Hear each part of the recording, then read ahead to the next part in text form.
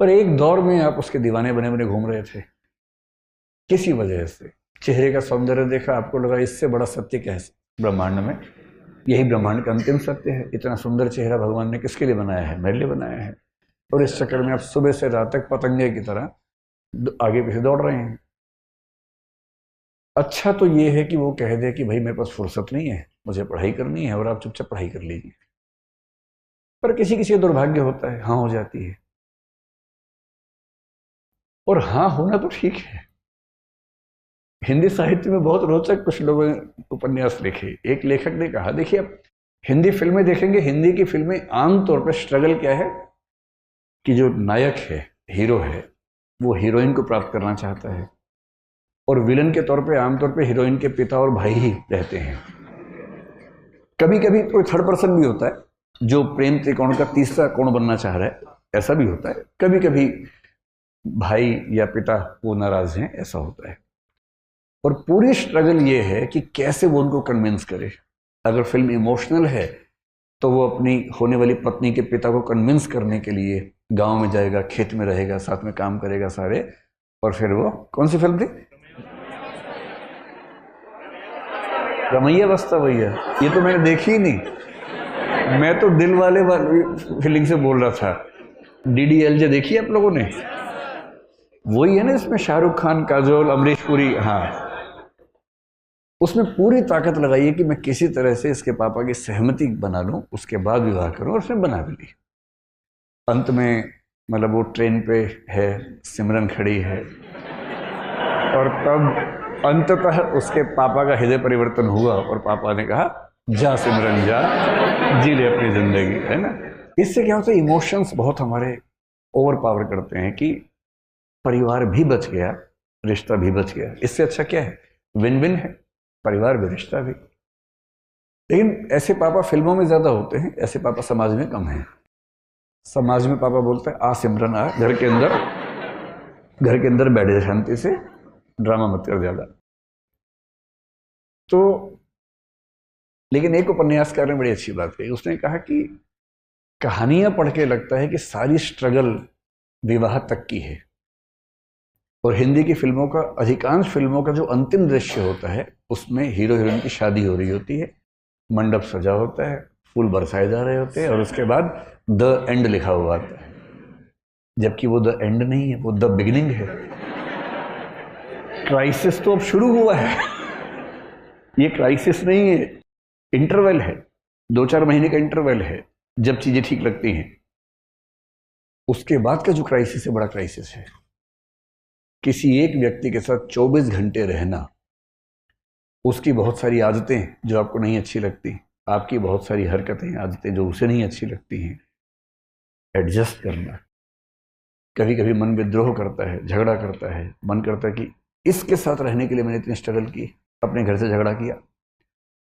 प्रेम विवाहों के विफल होने के मामले आमतौर पर इसलिए होते हैं क्योंकि आपने जितनी हसीन कल्पनाएं कर ली थी, जिंदगी उतनी हसीन होती नहीं है। जब तक प्रेमी प्रेमिका है, जिंदगी बड़ी हसीन है, क्योंकि करना क्या है, बाइक पे घूमना है, आइसक्रीम खानी है, गप्पे मारनी है, तो स्ट्रगल तो है नहीं। लेकिन विवाह के बाद तो फिर किराया भी देना है घर का, आटा भी खरीद के लाना है, दाल भी लेके आनी है, और एक दूसरे की कड़वी बातें भी सुननी है, जो पहले तो मीठी मीठी बातें होती थी।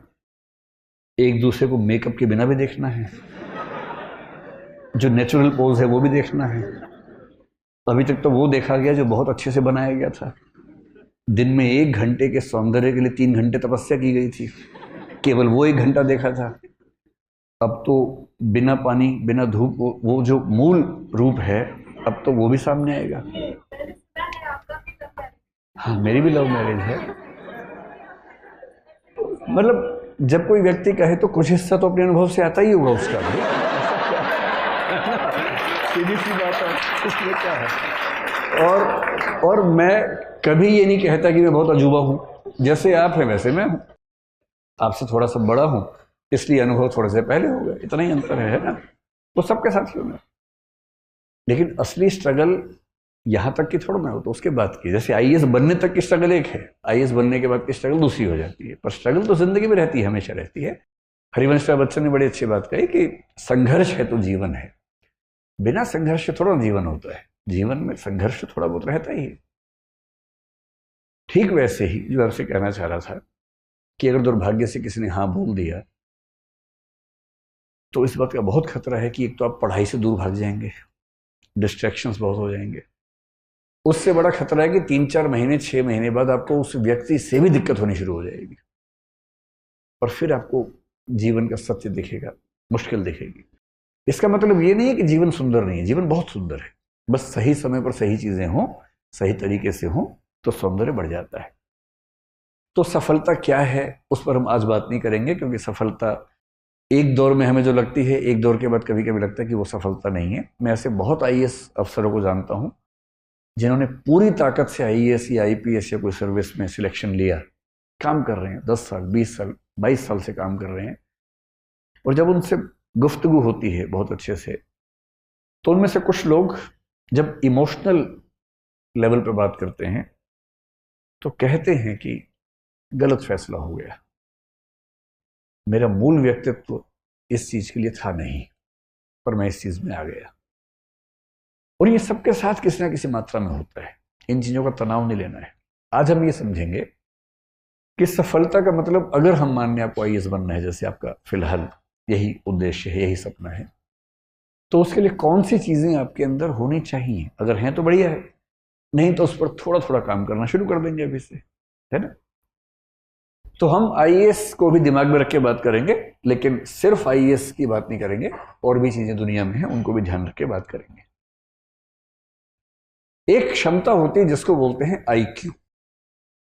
सुना आपने क्या होता है? ये आई क्यों नहीं है, आईक्यू है ना, ठीक है। आईक्यू, इसकी फुल फॉर्म क्या होती है? Intelligence quotient. कोशिएंट क्या होता है? कोशिएंट का मोटा मोटा मतलब समझ लीजिए कि किसी चीज की वैल्यू कितनी है, किसी रेफरेंस में किसी चीज की वैल्यू, किसी चीज की मात्रा, क्वांटिटी कितनी है, उसको बोलते हैं कोशिएंट, ठीक है। आईक्यू का सरल भाषा में मतलब है कि आप कितने तार्किक व्यक्ति हैं, आप कितने बौद्धिक व्यक्ति हैं, आपकी जो तार्किकता है, रैशनैलिटी है, आपकी जो रीजनिंग की कैपेसिटी है, लॉजिक की कैपेसिटी है, लॉजिक, रीजनिंग, ये सब शब्द लगभग मिलते जुलते हैं।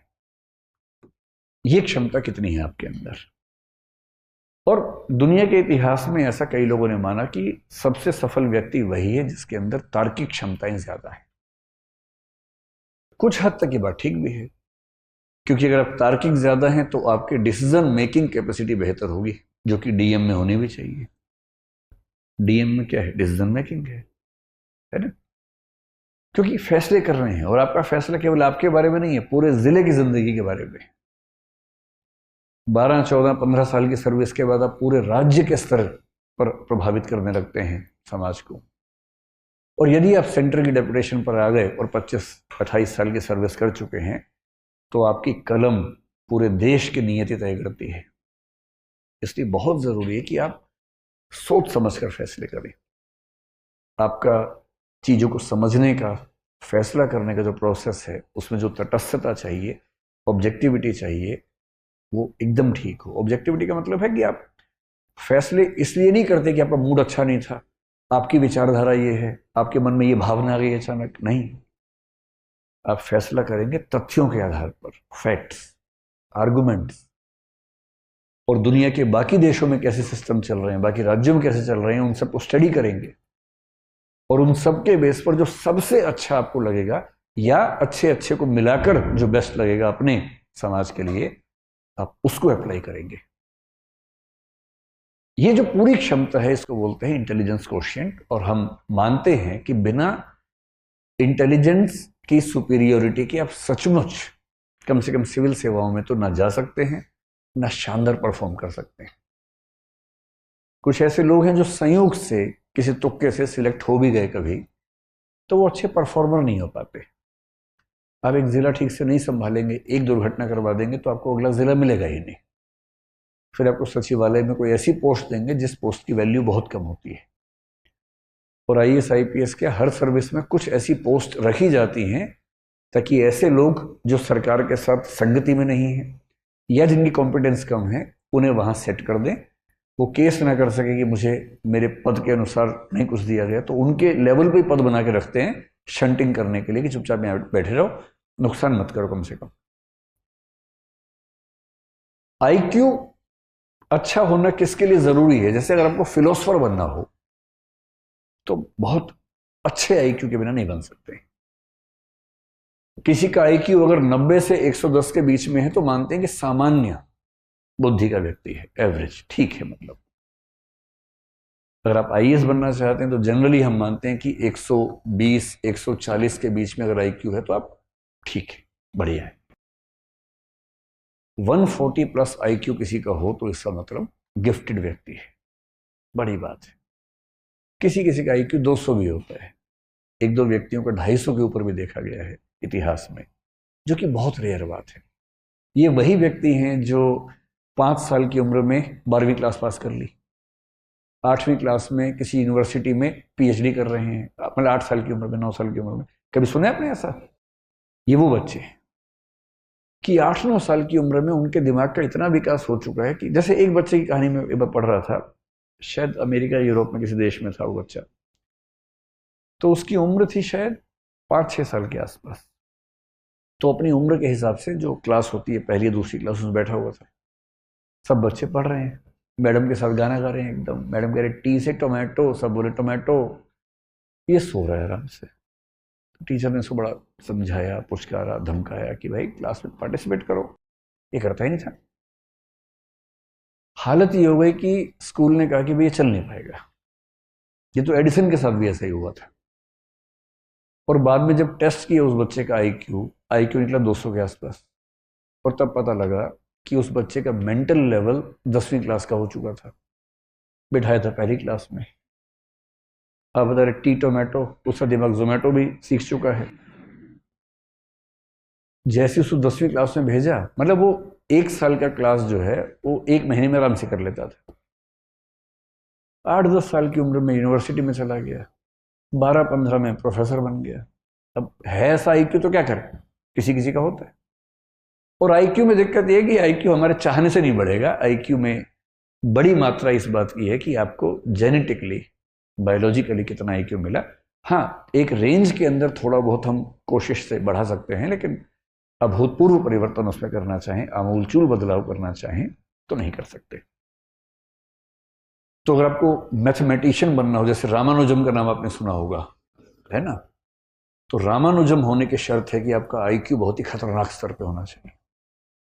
बड़ा साइंटिस्ट बनना हो एपीजे अब्दुल कलाम जैसा, तो आपका आईक्यू बहुत खतरनाक होना चाहिए। या न्यूटन या आइंस्टीन बनना हो तो आईक्यू चाहिए बहुत ही खतरनाक। फिलोसफर बनना हो बहुत खतरनाक, जैसे हम भारत में शंकराचार्य का जिक्र करते हैं, 32 साल की उम्र में उनकी मृत्यु हो गई, जितने में अटेम्प्ट खत्म नहीं होते लोगों के। और ऐसी फिलोसफी दे के गए हैं कि मतलब 1500 साल होने वाले हैं, कोई हिला नहीं पा रहा अब तक। 32 साल की उम्र में जिस व्यक्ति की मृत्यु हो गई, आईक्यू कितना रहा होगा? उस समय आईक्यू टेस्ट नहीं होते थे, सीधी सी बात है। होता तो मेरा ख्याल है कि 200-250 का मामला रहा होगा उनका। जब आईक्यू बहुत तेज होता है ना, आप इतना तार्किक सोचते हैं, इतना दूर का सोचते हैं, इतना तेज सोचते हैं कि फिर आपके साथ काम करने में सबको मजा आता है। और पीएम क्यों नहीं चाहेगा कि उनके पास ऐसा एक चीफ सेक्रेटरी हो या ऐसा कैबिनेट सेक्रेटरी हो जिसका आईक्यू बहुत शार्प हो, बात कहने से पहले समझ जाता हो, बात पूरी होते होते सॉल्यूशन सामने लाके दे देता हो कि ये सॉल्यूशन है इस चीज का। पीएम कह रहे हैं कि मैं 4 फैक्टर सोच पा रहा हूँ, क्या नहीं सर 18 फैक्टर्स हैं, ये 18 फैक्टर्स हैं, इनके बीच में ये मैट्रिक्स है, ये सॉल्यूशन बेस्ट है। और पीएम गदगद है कि वाह यार क्या आदमी है। तो एक चीज सफलता में आईक्यू है। तो एक पक्ष तो ये हो गया। अब आईक्यू से अगर आगे निकलें और देखें कि कौन सी दूसरी चीज है जिस पर आपको गौर करना है, और वो चीज जिसको आप अपने हिसाब से मैनेज कर सकते हैं। एक शब्द आपने सुना होगा, इमोशनल इंटेलिजेंस। कुछ लोग इसको ईक्यू भी आजकल कहने लग गए हैं। इमोशनल इंटेलिजेंस या इमोशनल कोशिएंट, ये क्या चीज होती है? कभी आपने इस पर गौर किया है? और ये चीज़ आपके पाठ्यक्रम में भी है यूपीएससी में, मुझे ही पढ़ाना होता है, वो वाला टॉपिक एथिक्स में आता है। और जो दूसरी चीज़ है उसको बोलते हैं इमोशनल इंटेलिजेंस, और कुछ लोग इसके लिए एक शब्द करते हैं इमोशनल कोशिएंट। इमोशनल कोशिएंट सुन के कुछ लोग सोचते हैं कि जो जितना ज़्यादा इमोशनल है उसमें उतना ज़्यादा इमोशनल कोशिएंट है। ऐसा बिल्कुल नहीं है, हरगिज़ नहीं है। इसलिए अगर आप बहुत इमोशनल हैं और आपकी पलकों पर हमेशा आंसू तैयार रहते हैं, तो इसका मतलब है कि आपका इमोशनल इंटेलिजेंस का लेवल कम है, न कि ज़्यादा है। तो लेकिन इस बात से रोना नहीं है, कहीं इसी बात से भी रोना शुरू कर दें आप, है ना। मैंने सिर्फ ये बताया कि वैसा नहीं होना है, इसका मतलब समझ लें कि इसका मतलब क्या है। आप में से कितने ऐसे बच्चे हैं जो मतलब ज़रा सा कुछ हो और खटाक से आंसू निकलने लग जाते हैं? हाथ खड़ा करो, शर्मा मत, एकदम शर्माने का कोई मामला है नहीं। बहुत बढ़िया। मुझे खुशी ये हुई कि 5-6 लड़कों ने भी हाथ खड़ा किया है, वरना हमारे समाज में एक मान्यता है कि रोने पर एकाधिकार लड़कियों का है और नहीं रोने पर मर्दों का है। और मर्द फिल्म में एक डायलॉग था, मर्द को दर्द नहीं होता। उस एक डायलॉग ने भारतीय समाज से जितना नुकसान किया है ना, तो बहुत भारी नुकसान कर दिया। उसके बाद से सारे मर्द अंदर दर्द हो रहा है और ये नौटंकी करते करते घूम रहे हैं कि दर्द नहीं होता हमें। तो मर्द को कहाँ दर्द होता है? कल मुझे एक वरिष्ठ महिला से बात हो रही थी, उनकी उम्र 60 साल के आसपास है, कहीं मैं गया हुआ था, वहाँ वो भी थी। तो उन्होंने मुझे बताया कि जो मेरा बेटा है वो आपका बहुत बड़ा प्रशंसक है। मैंने कहा जी शुक्रिया। तो आज वो, उसे पता होता कि आप आने वाले, मैं उसको लेके आती, आज वो आया नहीं। मैंने कहा जी कोई बात नहीं, फिर मिल लेंगे, ऐसा क्या है। तो बोली बड़ा मजबूत बच्चा है, कभी रोता नहीं है। अब मुझे लगा मैं ज्ञान दूं या ना दूं इस समय, क्योंकि अब आप शादी ब्याह में जाके ज्ञान देने लगे, लोग फिर ना भगा देते हैं वहाँ से। और खाना भी नहीं खाया था उस समय तक मैंने, बिना खाना खाए भगा देते तो बड़ा नुकसान हो जाता। शादी ब्याह में आदमी क्यों जाता है बेसिकली? दूल्हा दुल्हन कौन देखता है वहाँ पर? उन्हें कोई पूछता तक नहीं उनको, तो वो तो हम तो पहचानते भी नहीं कौन दूल्हा कौन दुल्हन है, नाम भी नहीं याद रहता है, खाना खाना याद रहता है क्या क्या था खाने में। तो मैंने फिर बहुत सोच समझ के कहा कि जी अच्छी बात है। बोली मैं आपको मिलवाऊंगी, बहुत मजबूत बच्चा है, कभी नहीं रोता है। तो मतलब मैंने अंत में जब मुझसे रहा नहीं गया, मैंने एक सेंटेंस बोला, मैंने कभी रोए भी तो तनाव मत लीजिएगा, ऐसा क्या है। तो उनको लगा कि ये तो विचलन हो रहा है। उन्होंने कहा ना, बहुत स्ट्रांग है। तो आप में से कितने लोग ऐसे ही स्ट्रांग हैं जो कभी नहीं रोते हैं? तो आप लोग स्ट्रांग नहीं हैं, आप लोग मुर्दा हैं दरअसल, है ना। देखिए मेरा काम जिंदगी को मुश्किल बनाना नहीं है, जिंदगी को आसान बनाना है, और मैं तो आसान ही बनाऊंगा।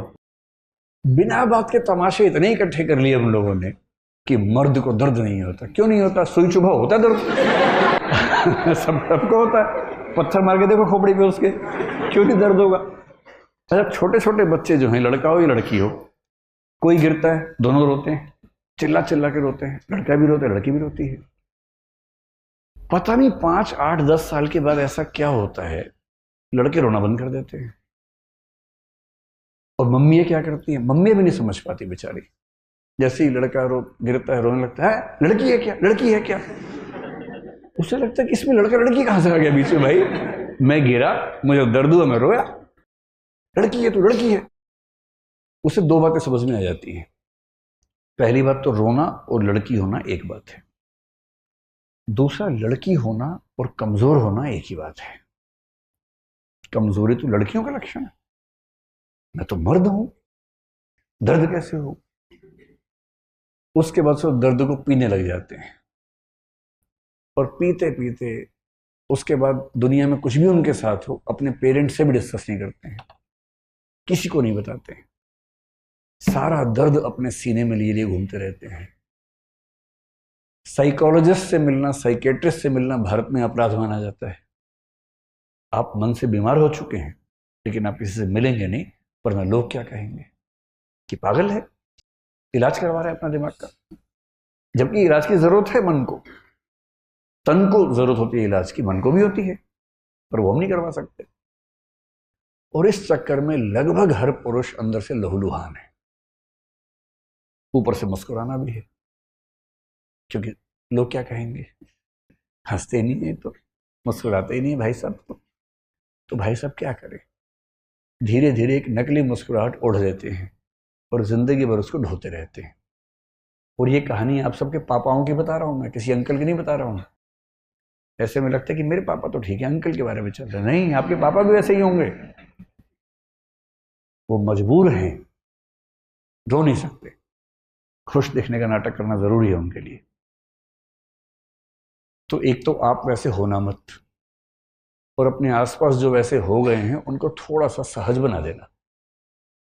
उनको कहना कि पापा एक आध बार रो लो ना यार, ऐसा क्या है, चलो हम दोनों बैठते हैं, गप्पे मारेंगे, थोड़ा अपने मन की बात बताओ। जब मम्मी से पहली बार मिलने गए थे क्या क्या हुआ तो बताओ ना जरा। दोस्त बनो उनके, क्यों इतना डिस्टेंस रखना, कभी दोस्त बन जाइए। जितनी उम्र बढ़ती है उतने दोस्त खत्म होने लगते हैं, कोई दोस्त नहीं बचता उस उम्र में, तो आप दोस्त बन जाइए। ये होती है इमोशनल इंटेलिजेंस। इमोशनल इंटेलिजेंस का मतलब रोना नहीं है, मैं नहीं रोऊंगा ये भी नहीं है, ये दोनों मूर्खताएं हैं। बात बात पे रोना कमजोरी का लक्षण है। कभी नहीं रोऊंगा ये जबरदस्ती ओढ़ी हुई पाली हुई मर्दानगी का लक्षण है, जिसकी कोई कीमत नहीं, रत्ती भर वैल्यू नहीं। इमोशनल इंटेलिजेंस का मतलब क्या होता है? एक मतलब होता है अपने जो इमोशंस हैं उनको समझ पाना, बारीकी से समझना, और दूसरा उनको जितना कंट्रोल करने की जरूरत है उतना कंट्रोल कर पाना, इसकी क्षमता। जितना करने की जरूरत है, जबरदस्ती नहीं। कभी कभी खुद को ढीला छोड़ देना कि रोने का मन कर रो लो यार, ऐसा क्या है। लाइफ इन ए मेट्रो एक फिल्म आई थी बहुत पहले, उसमें एक लड़की ऐसी ही स्थिति में थी, ना कह सकती है किसी से, ना गुस्सा कर सकती है, ना बोल सकती है, ना रो सकती है। तो अगर मैं ठीक याद कर पा रहा हूं तो इरफान खान उस फिल्म में थे। इरफान खान उसको ले गया टंकी के ऊपर, पानी की टंकी थी, छत थी, पता नहीं क्या था कुछ था। वो बोला कि चिल्ला के रो यहां पर। दो चार बार तो नहीं कर पाते, फिर वो चिल्ला के रोती है, जोर से चिल्लाती है, चिल्लाते चिल्लाते रोने लगती है। और एक बार रो लेती है और उसके बाद महसूस करती है कि इतना हल्का तो मैंने कभी महसूस नहीं किया अपने आप को। इतनी सारी गांठें जो मन के अंदर थी, गिरहें जो मन के अंदर बन गई थी, उनसे मुक्त भी तो होना है। अपने इमोशंस को समझना, उन्हें मैनेज करना, कंट्रोल का मतलब मैनेज करना। और यदि इमोशंस बोझ बन रहे हैं तो उस बोझ से मुक्त होना, और यही काम दूसरों के लिए कर पाना। दूसरों के इमोशंस को समझना, उनके इमोशंस को उतना कंट्रोल करना जितना जरूरी है, और जरूरी है तो उनको उनके इमोशंस की गिरफ्त से मुक्त करना। ये किसी के अंदर अगर आ गया ना, कमाल कर देता है, कमाल। आजकल कुछ लोग इसी के एक हिस्से का एक नया नाम रखते हैं जिसको बोलते हैं एडवर्सिटी कोशिएंट। एडवर्सिटी कोशिएंट का मतलब क्या होता है कि जीवन में कठिनाइयां तो आती हैं, उन कठिनाइयों में अपने आप को संभालने की क्षमता। अब आप जिस यात्रा पर निकले हैं ना, ये आसान यात्रा नहीं। आसान यात्रा होती है 2 दिन 4 दिन 8 दिन 10 दिन पढ़ लिए, हो गया, बात खत्म हुई। ये तो यात्रा 2 साल लंबी यात्रा है। और बहुत ऐसे क्षण आएंगे जब आपको लगेगा कि सब खत्म हो गया। अब कितने बड़े 30 मार्खा हो, कितने बड़े तोप हों आप, बीच बीच में ऐसे क्षण जरूर आएंगे कि आप समझेंगे कि नहीं हो पाएगा। कभी घर में कुछ हो जाएगा, कभी कोई बहुत नजदीकी व्यक्ति है उसे कुछ हो जाएगा, कभी आप कुछ पढ़ रहे हैं नहीं समझ में आ रहा, आपने बड़ी कोशिश की नहीं समझ में आ रहा, किसी बात से एंग्जाइटी हो गई, कभी किसी ने सोशल मीडिया पर आपके खिलाफ कुछ लिख दिया, अजीब सी स्थिति हो गई। ये चीजें सारी आपको मजबूत करने के लिए आती हैं। इन इन इन हर स्थिति को समझने की आपके लिए सीखने का मौका है। मैं अक्सर एक बात कहता हूं कि मुझे पॉलिटिक्स का बहुत अनुभव नहीं है। स्कूल कॉलेज में मैंने पॉलिटिक्स में पार्टिसिपेट किया, उसके बाद नहीं किया। उस समय सोशल मीडिया था नहीं, और स्कूल कॉलेज की पॉलिटिक्स की इतनी हैसियत नहीं होती कि अखबारों में आपके बारे में छपे, तो छोटी मोटी बात है। फिर मैंने कुछ साल पहले एक छोटा सा राजनीतिक अनुभव लिया अपने सोसाइटी में, इलेक्शन लड़के प्रेसिडेंट बन के मैंने 1.5 साल काम किया। और मैंने जिंदगी में पहली बार देखा कि सोशल मीडिया पर आप कितना भी अच्छा काम करें, लेकिन सोशल मीडिया पर क्रिटिसिज्म इतना ज्यादा होगा पॉलिटिक्स में अगर आप हैं, जो विपक्ष है वो भी तो कुछ करेगा ना भाई, उसका अपना धर्म है, उसको झेलना बड़ा मुश्किल काम होता है। और तब मुझे संवेदना होने लगी राजनीतिक लोगों से, जिनसे पहले कभी कभी ऐसा भाव आता था कि ये तो सब चोर हैं, लुटेरे हैं, ऐसा आमतौर पर लोग बोल देते हैं। अब मैं कभी सोचता हूं कि राहुल गांधी अगर कभी अखबार देख लें, यूट्यूब देख लें, व्हाट्सएप देख लें, या कोई भी सोशल मीडिया देखें, और अपने बारे में ऐसी ऐसी चीजें देखें जो बेशक बना के बनाई गई हों, वीडियो काट के बनाई गई हों, और छवि बर्बाद करने के लिए बनाई गई हों, और वही क्यों, कोई भी नेता, कितना मुश्किल होता होगा झेलना। रोज डिप्रेशन जैसी स्थितियां बनती होंगी, और कभी अगर आपने नहीं झेला तो एक बार झेल लीजिए। मुझे तो अब अभ्यास हो गया ठीक ठाक, पहले तो नहीं था, तो मैं बड़ा अभ्यस्त हो गया उन चीजों का। आप समझ रहे हैं कि मैं क्या कह रहा हूं अब तो मैं उसका अभ्यस्त हो गया हूं। लेकिन जिसने नहीं झेला है ना, पहली बार जब होगा ऐसा, बड़ा मुश्किल हो जाता है, बहुत मुश्किल। और ऐसा कभी जीवन में हो तो उसको झेलने की क्षमता डेवलप करनी है, उस प्रॉब्लम से बाहर निकलना पर्याप्त नहीं है। अगली बार ऐसी प्रॉब्लम आए तो जैसे कोरोना का वैक्सीन लिया है ना, ये भी एक वैक्सीन है। एक ट्रबल हुई, एंटीबॉडीज बन गई, अगली बार वो ट्रबल हुई तो आप झेल पा रहे हैं आराम से, क्योंकि आपने सीख लिया है। तो इमोशनल इंटेलिजेंस में जो चीजें होती हैं, जो चीजों पर गौर करना है, एक चीज हमेशा ध्यान रखना है कि इग्नोर करने की कला विकसित कर लीजिए। देखिए, इस जिंदगी में इतने तनाव है, पहले बहुत तनाव है, तनावों को आमंत्रित मत कीजिए। इतने मोर्चे पहले ही खुले हैं, और मोर्चे मत खोलिए अपनी तरफ से। तैयारी पे फोकस कीजिए, जो जरूरी है जिंदगी में वो सब करते रहिए। अनावश्यक युद्ध मत लड़िए, और अपनी इमोशनल स्ट्रेंथ को बचा के रखना है। वो तभी होगा जब आप बहुत सारी चीजों को इग्नोर कर सकें।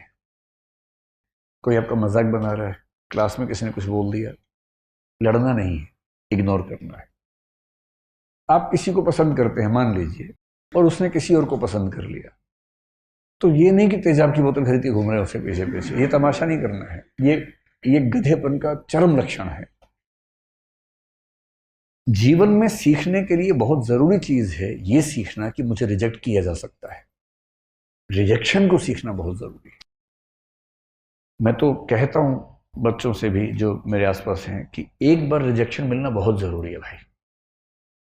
तुम किसी भी लट्टू बने बने घूमो, उसको बोलो और वो कहे कि I am not interested in you, ये झेलना बहुत जरूरी है। इससे आदमी के पैर जमीन पे रहते हैं।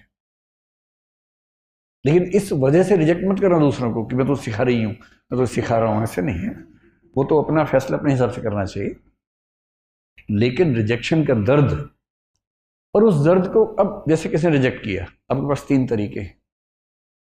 एक तरीका है आप कहें कि छोड़ूंगा नहीं, अब मैं रात दिन तेरे बारे में ही सोचूंगा, अब मैं सुबह अपने घर से उसी टाइम निकलूंगा जब तू निकलेगी या तू निकलेगा, वहीं वहीं जाऊंगा जहां जहां तू जाएगी या जाएगा। मैं तेरा बॉडीगार्ड हूं अब से, सुबह तेरे पीछे पीछे आऊंगा, शाम तक पीछे पीछे घूमूंगा, क्योंकि मैं बेरोजगार हूं और मेरे दिमाग में इतनी आज़ादी नहीं है कि मैं कुछ और सोच सकूं जीवन में। मैं तुम्हारा बंधुआ मजदूर हूं, मैं तुम्हारा गुलाम हूं, मैं तुम्हारा स्लेव हूं। और ऐसे ही मूर्खों ने ऐसे गीत लिखे, जो तुमको हो पसंद वही बात कहेंगे, तुम दिन को अगर रात कहो रात कहेंगे। अजीब बात है भाई, तुम दिन को रात कहो मैं भी रात, मैं गधा हूं कि मैं रात कहूंगा दिन को यार। वही साहिर वाली बात, ले दे के अपने पास एक नजर ही तो है, क्यों देखे जिंदगी को किसी की नजर से, हम अपनी नजर से देखेंगे, क्यों किसी के पीछे पागल होंगे। भाई आपको कोई अच्छा लगा, आपने कहा, उसने मना कर दिया, बात खत्म हो गई। पूरी ग्रेशियसनेस के साथ, पूरी डिग्निटी के साथ रिजेक्शन को एक्सेप्ट कीजिए कि चलिए ठीक है, आपने मुझे मना कर दिया, आई एम सॉरी, आज के बाद मैं कभी आपको परेशान नहीं करूंगा। हाँ, याद रहेगा, और जीवन में कभी मिलेंगे तो मित्र की तरह मिलेंगे, दोस्त की तरह मिलेंगे। ये कह के ईमानदारी से हट जाइए, इसमें क्या दिक्कत है। दूसरा तरीका ये है कि जैसे एक फिल्मी गीत में कहा गया, तुम मुझको न चाहो तो कोई बात नहीं, किसी और को चाहोगी तो मुश्किल होगी। अरे यार, तुम ठेकेदार हो क्या? तुम मुझे नहीं चाह रही, कोई बात नहीं, जिंदगी भर कुंवारे बन के रहो, कुंवारन बन के रहो तो ठीक है। किसी और को चाहा तो मैं नाराज हो जाऊंगा। मैं अलाउद्दीन खिलजी हूं क्या? अजीब हाल है भाई, काहे खिलजी बन के घूम रहे हो? इससे अच्छा क्या है? चलिए, कभी आप किसी और के साथ होंगे तो मैं बधाई देने के लिए आऊंगा।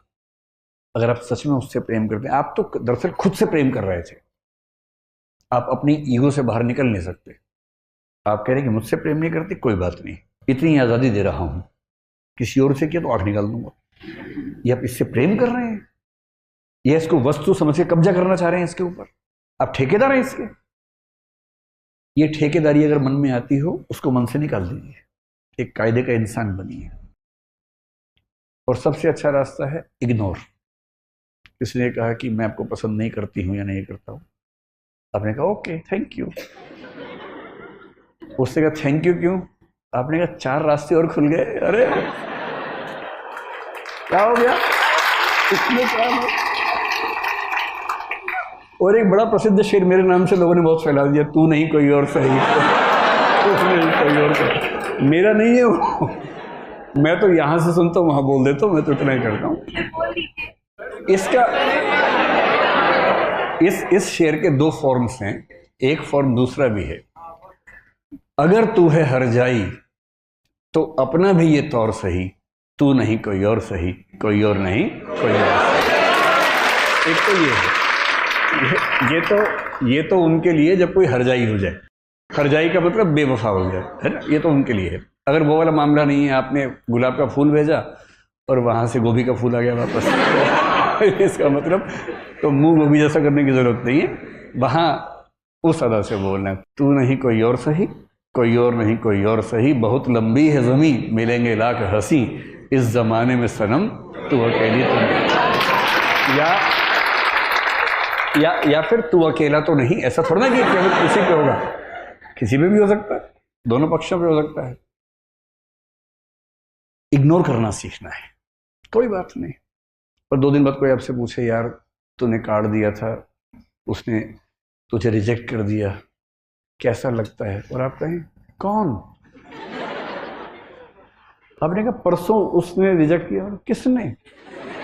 उसे नाम बताया। बोले हाँ ऐसा कुछ हुआ तो था शायद। यार डिस्टर्ब मत करो, I am in relationship with someone else. क्या टेंशन लेनी है?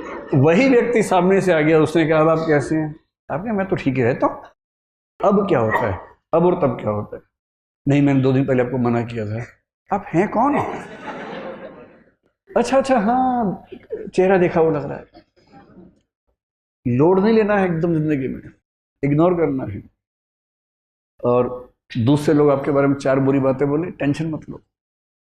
मेरा तो तकिया कलम हमेशा से है, दूसरे मेरे बारे में क्या सोचते हैं, अगर ये भी मैं सोचूंगा तो वो क्या सोचेंगे?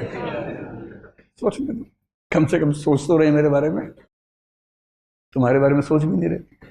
अगर कोई बोले ना कि तेरे बारे में ऐसे बात चल रही थी, अरे बात तो चल रही थी, तेरे बारे में तो बात भी नहीं चलती भाई, मेरे बारे में बात चलती है। आप मुझे प्यार करो नफरत करो, इग्नोर नहीं कर सकते, ये क्या छोटी बात है? मतलब खुश रहने की वजहें ढूंढनी पड़ेंगी जिंदगी में, वो कोई आपको देगा नहीं। और जिसने इग्नोर करना सीख लिया उसकी जिंदगी बड़ी आसान है। अपने इमोशंस को मैनेज करना अगर सीख लिया, इमोशंस को मैनेज करने का मतलब क्या है, मैनेजमेंट ऑफ इमोशंस का मतलब क्या है, जब जब डीमोटिवेटेड हो खुद को मोटिवेट करने की क्षमता। मोटिवेशन के लिए ये नहीं करना कि ठेकेदार ढूंढ रहे हो बाहर जाके, जी मुझे मोटिवेट कर दो प्लीज,